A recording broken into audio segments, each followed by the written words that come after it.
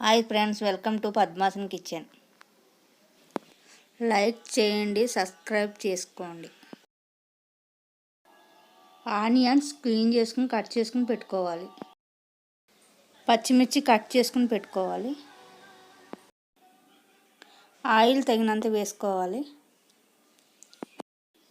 1/2 tea spoon జీలకర్ర వేసుకోవాలి.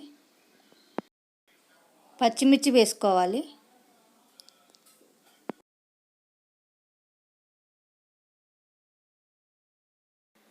కరివేపాకు వేసుకోవాలి. ఆనియన్ వేసుకోవాలి. సాల్ట్ వేసుకోవాలి. అల్లం వెల్లుల్లి paste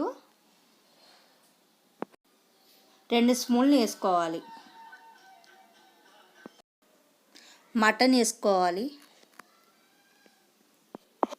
garam masala 1 table spoon వేసుకోవాలి. 1/2 టీ స్పూన్ పసుపు వేసుకోవాలి. 2 టేబుల్ స్పూన్లు కారం వేసుకోవాలి. తగినంత సాల్ట్ వేసుకోవాలి. 1 గ్లాసు వాటర్ వేసుకోవాలి.